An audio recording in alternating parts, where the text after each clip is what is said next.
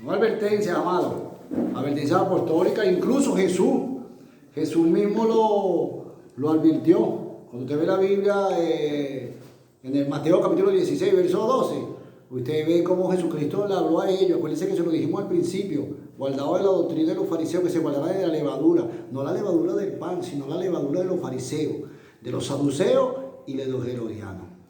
Y en este Nuevo Testamento, hermano, nosotros conseguimos advertencia. Libro de 1 de Timoteo capítulo 3, verso 14. Allí está. 1 de Timoteo capítulo 4, una de las profecías más claras. Pero el Espíritu dice claramente que en los posteriores tiempos vendrán tiempos peligrosos. ¿Ve? Porque vendrán hombres que enseñarán cosas encubiertas. Pedro en el capítulo 2, así como hubo falsos profetas, habrá entre vosotros falsos maestros. Mire que la palabra está clara. No falsos profetas. A veces hay profetas que dicen que son profetas en este tiempo. Esos son temas que vamos a tratar en este canal. Vamos a tratar lo de los apóstoles, los profetas en este tiempo.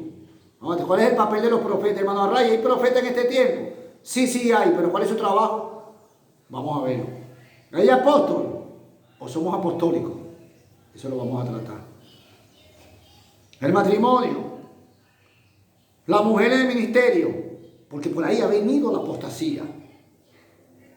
Cuando decíamos ministerios entregados por instituto, por hombre, tipo de apostasía. Cuando vemos mujeres, gloria al Señor, ejerciendo donde el hombre tiene que ejercer, tipo de apostasía. La mercadería dentro de la iglesia. Incluso tenemos un tema que también quisiéramos darlo, vamos a orar por ese tema, que es el espíritu de saber. Lo vamos a dar con la ayuda de Dios. Tenemos un material y Dios nos va a ayudar. La mercadería que están haciendo con los hermanos. El dinero dentro de la iglesia. Y yo que le puedo decir, porque incluso yo conozco de eso. No por el problema de haber estado o no haber estado. Pero conozco cómo hacen mercadería. Cómo con su gestión también hacen mercadería de los hermanos. Y ahorita que está la época del dólar y esa cuestión. Un tipo de apostasía. Lo vamos a dar a la luz de la palabra. Vamos a traerlo a la luz de la palabra. Jesús habló más del dinero que del infierno. Vamos a hablarlo. Pablo lo dijo, pero vamos a ver cómo es la mercadería, cómo es el aprovechamiento, cómo la gente se está enriqueciendo. Todo eso es a la luz de la palabra. La palabra nos va a ayudar a que nosotros esclarezcamos un poco y de que usted no se deje embaucar. Ese es el propósito de esto. Yo sé que hay hermanos que me conocen, hay hermanos que están aquí, pero hay hermanos que a lo mejor no me conocen, que les van a transmitir estos videos y es bueno de que ellos sepan y estén claros y conscientes en esto. Es el trabajo de nosotros. Un hermano me preguntó, el hermano García me preguntó y me dijo, hermano Arrey, entonces ¿cuál es el papel de nosotros? Nosotros como cristianos. ¿Qué papel jugamos nosotros en esta generación? Viendo este mundo como está, viendo las iglesias como está. Usted va por una iglesia y enseñan una cosa, usted va por otra iglesia y enseñan otra cosa. Usted va por aquí, usan el verbo, usted va para acá y no lo usan. Usted va para acá, hablan en lengua, allá es un desorden aquí. Y eso se ve dentro de la iglesia y todo el mundo tiene a Dios. Entonces eso confunde. Es una confusión total que hay, es un caos dentro de la iglesia. Bueno, tenemos que volver a la fuente. Tenemos que volver a la palabra. Tenemos que venir a la palabra. Dejar las experiencias, los sueños y todas esas cuestiones. Y de que la iglesia vuelva a la fuente. Después se fueron los apóstoles, quedaron los padres de la iglesia, batallando también, como lo dijimos. Justiniano, Orígenes, Agustín. Todos ellos quedaron batallando. Después vinieron también los otros hermanos, gloria al Señor, Wesley, Howard, todo ese grupo de hermanos, Carey, todo ese grupo de hermanos batallando en contra de la palabra. Llegamos a los 1700, 1800, vemos a Martín Lutero, vemos a los otros grupos de hermanos, vemos en 1800 hermanos batallando por la palabra. Espurio, gente, gloria al Señor, batallando, los Wesley, batallando por la palabra. Llegamos a la era actual, al siglo XX, vemos hermanos, gloria al Señor, batallando con la palabra, batallando. Cuando usted ve hermanos que escriben, que tienen muy buenos libros, gloria al Señor, como los hermanos, por nombrar algunos, como el hermano Margo, los que están en llamada de medianoche. Hay hermanos que han escrito buenos libros, Pentecostés. Hay hermanos que han sacado buenas traducciones como Hugues. hermanos que han defendido. Pero después han surgido un gran número de los 90, vuelvo y se lo repito, de los años 90, el último de los 80, ha surgido un gran grupo de hombres, como la visión que viene de Colombia, como la visión que viene de Jamaica, como los pastores siendo llamados apóstoles, que usted no lo veía antes. No se le olvide, usted no lo veía antes, no nos van a decir eso a nosotros, eso pueden decírselo ustedes a los incautos y a los niños que están con ustedes, pero a nosotros no nos pueden decir eso, que los pastores del 70, del 60, del 50 fueron llamados apóstoles. ¿Por qué son llamados apóstoles ahora? ¿Por qué ellos se llaman apóstoles ahora? Y antes no se llamaban. Porque es una apostasía. Porque usted sabe que usted no es apóstol. Porque usted sabe que no es un tipo de apostasía hoy dentro de la iglesia en Caracas, en Venezuela. Y a nivel global, apostasía. Hombres que están tratando, gloria al Señor, cuando hablamos de dinero, trabajando con las personas. La doctrina cuídate de la doctrina de los fariseos, de la apariencia. La apariencia. Tendrán apariencia de piedad, pero negarán la eficacia de ella. Los fariseos, seguro.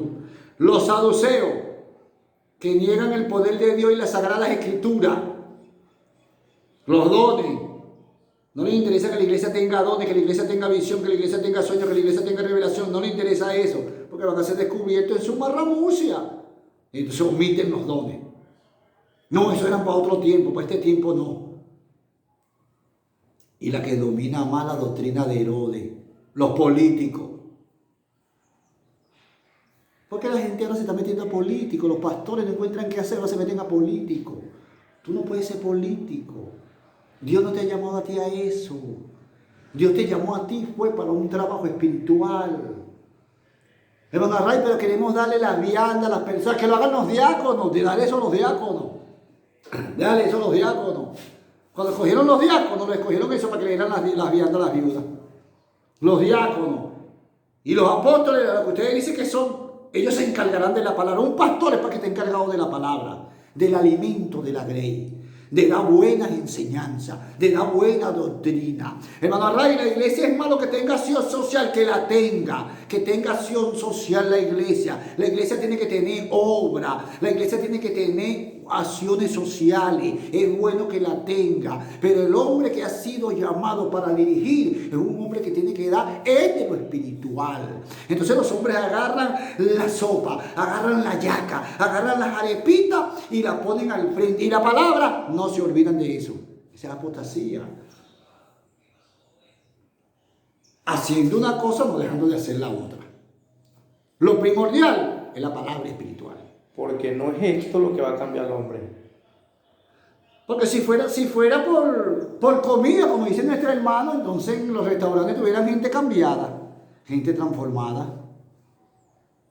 Las casas de alimentación, no, la comida no va a transformar.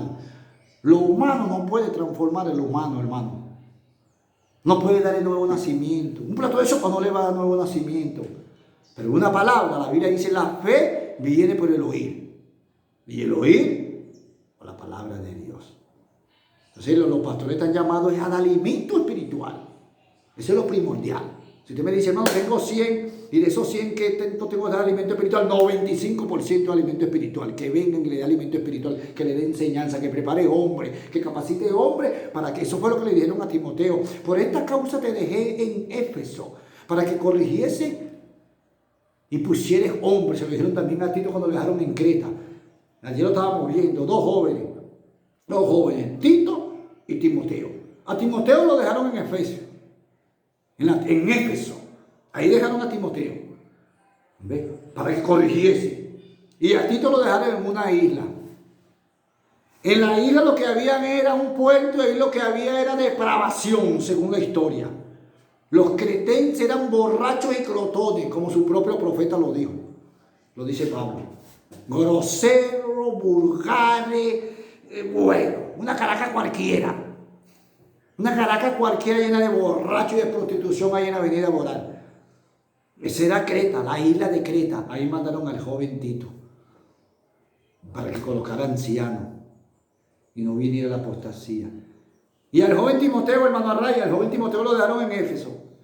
Cuando el varón macedonio se le apareció, libro de los Hechos, capítulo 16, y le dice que pasara a Macedonia. Pasa a Macedonia y ayúdanos. Dice que se le apareció un varón macedonio a Pablo y le dijo, pasa a Macedonia y ayúdanos. Libro de los Hechos, capítulo 16. Entonces Pablo, viendo la visión, y ya el Espíritu le había dicho que no predicara en Asia. En Asia no predique. Y fueron para Bitinia y no prediquen ahí. Entonces, oye, el Espíritu le decía que no predicara. Se le apareció el varón macedonio y le dijo, pasa para Europa y ayúdanos. Y el apóstol se fue para Europa, para Macedonia. Estando en Macedonia, antes dice Macedonia, dejó a este joven Timoteo. En Éfeso estaba el trono de Satanás y no era Pérgamo. En Éfeso estaba la diosa Diana, la diosa Artemisa romana, la diosa de la depravación. Y era una ciudad depravada. Ahí llegó el joven Timoteo y él se mantuvo. Él se mantuvo, pastor, como tienes que mantenerte tú.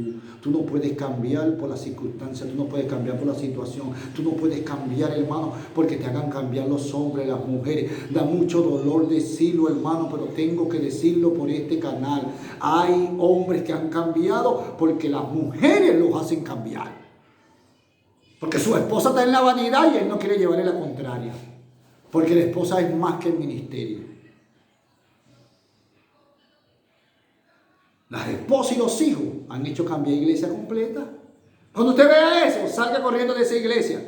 Cuando los hijos del pastor y la pastora y ese grupito que ellos tienen quieren cambiar los fundamentos y se consiguen con un partido y se consiguen con un grupo y quieren cambiar los fundamentos, o se pone usted los zapatos del apresto del evangelio o salga corriendo de esa congregación y busque una iglesia donde prediquen la sana doctrina, donde le vayan a dar salud, donde le vayan a dar bienestar espiritual. Si usted es fundador de esa iglesia, si usted es nacido y creado en esa iglesia, que se vayan esos impíos. Y tiene la iglesia la autoridad de decirle no, como le dijeron a Josué, estaremos contigo siempre que el libro de la ley esté contigo. El día que te aparte de él, nosotros mismos te quitamos la cabeza. Eso se lo dieron a Josué. Y Josué era un discípulo de Moisés. Y sin embargo le dijeron, siempre que la palabra, eso hay que decirlo a los pastores, mira, llegó un pastor nuevo, sí lo aceptamos, aquí está, lo queremos, lo aceptamos. Siempre que la sana doctrina esté contigo. El día que te aparte de la sana doctrina, hasta ese día llega con nosotros. Pero no, nosotros salimos corriendo también. Nos vamos y le dejamos el coroto a ellos, para que ellos sigan apostatando, para que ellos sigan haciendo y deshaciendo y destruyan, como han destruido muchas iglesias, como han destruido muchas congregaciones. Y la iglesia nada hace, porque la iglesia también cae en un letargo, la iglesia cae también en una dormidera, como segunda de Corintios capítulo 5. ¿Usted no vio que la iglesia estaba envanecida? Había un hombre que estaba viviendo en pecado, había un hombre que estaba en pecado y la iglesia estaba chupándose el dedo y tolerando todo aquello. Y el hombre en pecado, el hombre viviendo con la mujer de su padrastro, con su madrastra, por dar un término, con la mujer de su papá, y la iglesia lo toleraba, la iglesia se chupaba el dedo, como usted sabe que si su ministro está mal, usted tiene que decirlo, frentearlo cara a cara, como Pablo lo hizo con Pedro en Antioquía. Como Juan le dijo a Felipe, el de Herodes, no te es lícito vivir con la mujer de tu prójimo, adúltero. Juan se lo dijo a Felipe, a Herodes, a uno de los Herodes. A Herodes. No es infiel. A Herodes Antipas, uno de ellos fue. A Felipe.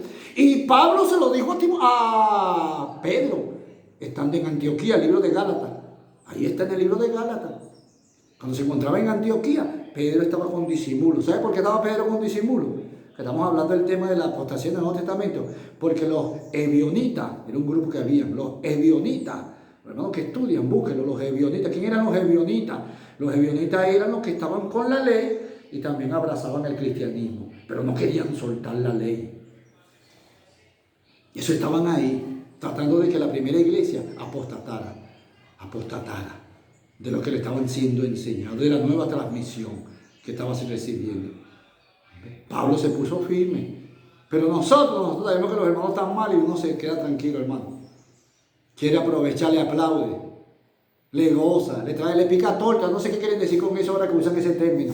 Ay, los hermanos le están picando torta. No sé qué quieren decir con eso. Le prenden velita. Entonces nosotros tenemos que tener mucho cuidado de nosotros no tolerar esa cuestión.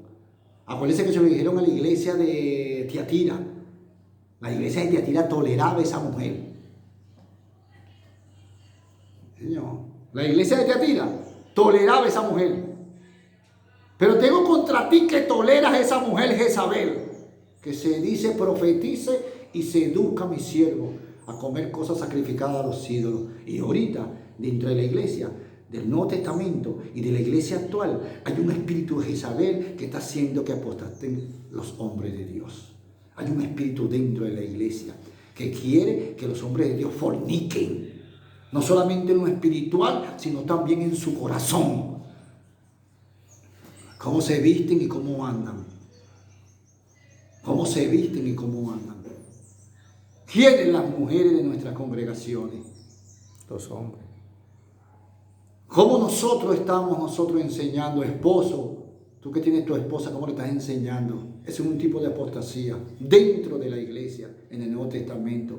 No solamente Constantino, como lo decíamos, con su mamá Helena, hicieron todo lo que hicieron de donde viene la iglesia católica, sino que también en este tiempo,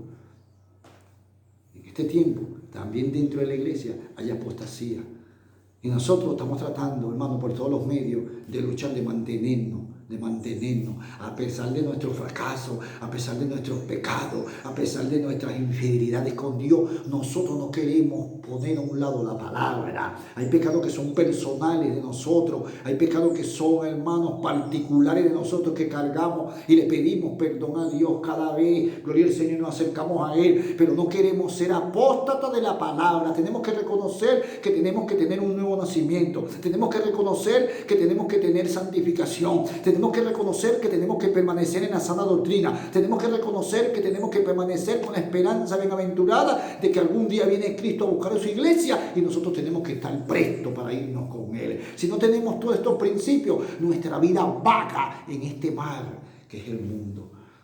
Por eso la apostasía, hermano, en este tiempo, nosotros tenemos que verla dentro de las iglesias. Con esto finalizamos este tema de apostasía, lo vamos a ampliar más y lo vamos a seguir agregando. No sé